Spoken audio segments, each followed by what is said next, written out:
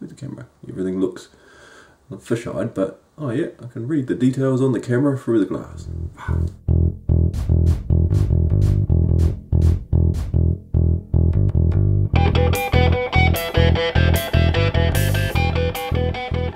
Howdy!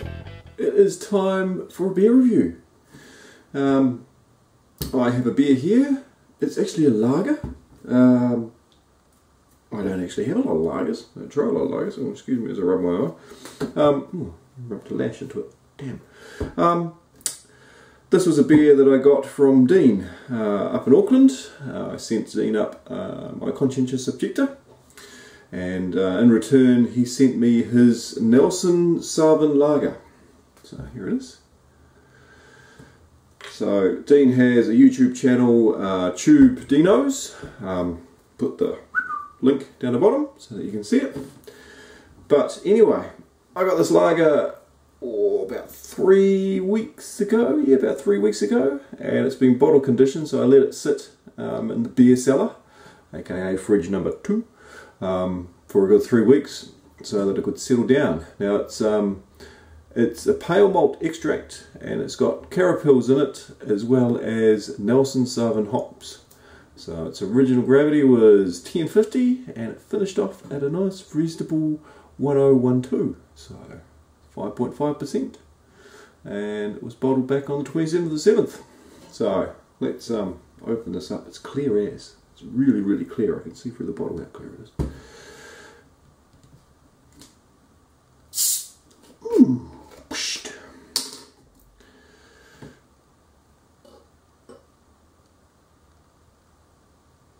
Certain shot.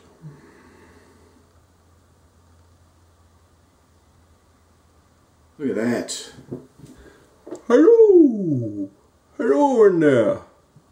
Far out. That is extremely clear. It's truth. Looking good. The bubbles are pretty big though. Pretty massive sized bubbles, but hey, it was bottle conditioned, and it was from an extract, so that's pretty good, because these bubbles would be from a priming sugar or something like that. Wow, look at them go. It's going nuts. Colour is wonderful. Let's see if we can pick up that Nelson Sauvin aroma.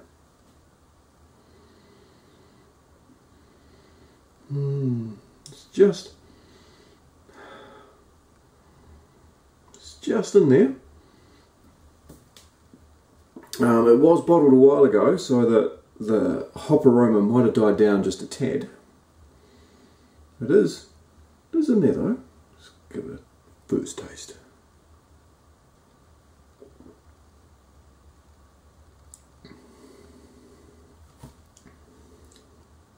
Hey, it tastes like a lager. Now when I say that, it brings back the instant memory of drinking lager when I was younger. It has that it's got a commercial lager flavour into it, a lager taste. It's the first thing that jumps to mind is Reineken. Everybody remember Reineken? Well, I got that Reineken sort of flavour come through on this. Wow, I haven't had a beer that's reminded me of beers of days gone by for a long time. That really stood out. Wow.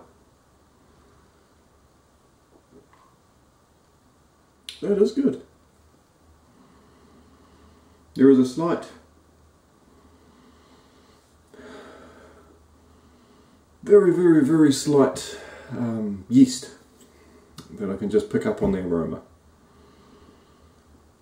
I can't pick the Nelson Sauvin aroma on it, but I can pick it in the bittering and the flavour profile of the beer.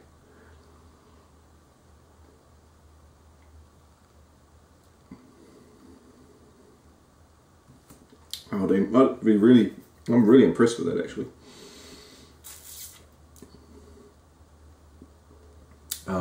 is not a very big. I'm not a very big lager drinker. Mainly because it takes a lot of time to do lagers. It's got a good 3 months to fluff around with the lagering process for me. By the time I fluff around ages. So I tend to do ales and bits and pieces that I can pump out really fast. And I wasn't really a big lager drinker when I was younger. I was more of an ale drinker when I was younger as well. Actually, I was more of a whiskey drinker. So never mind, things change. But it was very good. It's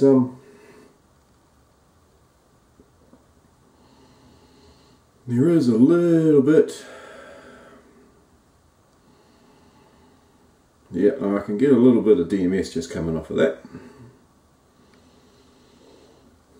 But that's okay. That's fine. The bubbles are getting big when you give it a swirl. Wow, look at that. This will be a great Oktoberfest beer. It's a wonderful Oktoberfest beer. Dino, if you got any of this, you should be drinking it in October. For the 16 days of Oktoberfest.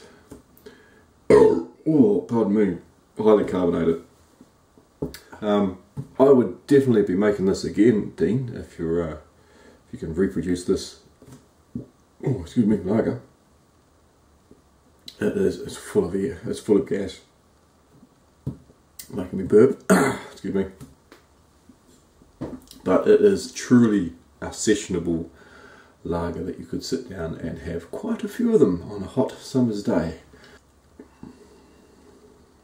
The head will stay in there all the way to the end. As I get the glass going down, I can reform the head pretty easily. So it's got some great carbonation in. Picking out the Nelson Sauvin flavour in there, it could probably handle having more hops. I'm a hop head, so more hops is always good. But that's just so that when you're drinking it, you know that you're drinking Nelson Sauvin, so that it's just got that little punch, that big punch in it, that big hop aroma, and that would help hide that slight, very slight DMS that's coming off, because DMS is volatile and it evaporates away pretty fast. But that would help mask that up alright. And DMS is perfectly fine to have in there. There's no harm in that at all. It's not a bad thing. You're allowed to have DMS in beers. It's only when you've got heaps and heaps of DMS that it's a bad thing. But this, being a bottle conditioned kit beer with some specialty grains, done back on 27th and 7th, it has aged rather well. There's no oxidization in there. It's very good. Very good. But yeah, as I was saying, more hops would give it a real good punch, but I think the hops that are in there at the moment have balanced it off as a very sessionable lager. I think it's just a very nice lager to drink. And as I said in the beginning, it reminded me, the first mouthful reminded me of lagers of days gone by, namely Rheineck, which is weird that it brought back that memory.